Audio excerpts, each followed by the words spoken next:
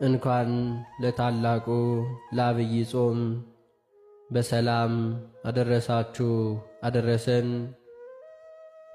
የዐቢይ ጾም የመጀመሪያው ሳምንት ዘወረደ። በስመ አብ ወወልድ ወመንፈስ ቅዱስ አሐዱ አምላክ አሜን። የዐቢይ ጾም የመጀመሪያው ሳምንት ዘወረደ ትርጉሙ ከሰማይ ሰማያት የወረደ ማለት ነው። ከሰማይ ሰማያት የወረደውን ከድንግል ማርያም የተወለደውን በጥንት ስሙ ወልድ ቃል በኋላ ስሙ ደግሞ ኢየሱስ ክርስቶስ አማኑኤል የተባለውን ሰው የሆነውን አምላክ ለማመስገን ርቱ ከሰማይ ሰማያት መውረዱን ለመዘከር የሚጾም ጾም ነው። ጌታችን ጾመ ከማለት አስቀድሞ ከሰማይ ሰማያት መውረዱን ከድንግል ማርያም መወለዱን መናገር አስፈላጊ ነውና የመጀመሪያው ሳምንት ዘወረደ ተብሏል።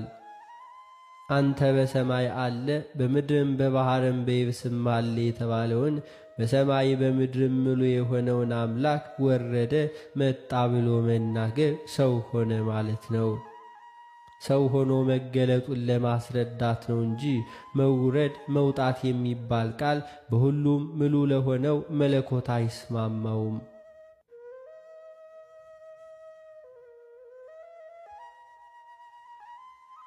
ቃላቱ ሰውኛ አነጋገርን የሚያመለክቱ ናቸው። መተርጎምን አበው ሲተረጉሙ ዘወረደ ማለት ሰው ሆነ ማለት ነው ብለው ይተረጉማሉ።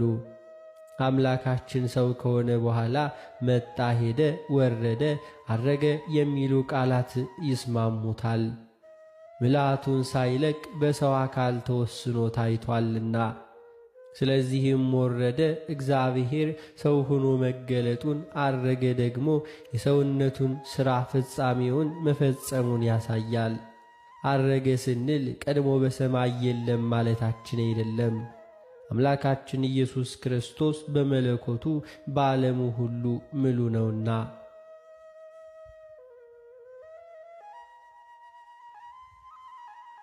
ጾሙን ሐዋርያት ስያሜውንና ምስጋናውን ሥርዓቱን ቅዱስ ያሬድ አዘጋጅቷል። ቅዱስ ያሬድ ትንቢትን በንባብ ሐዋርያት ደግሞ በስብከት ሊቃውንት በትርጓሚ መላእክትን በዜማ ይመስላቸዋል። ቅዱስ ያሬድ የመላእክትን የምስጋና ሥርዓት ወደ ምድር አምጥቷል።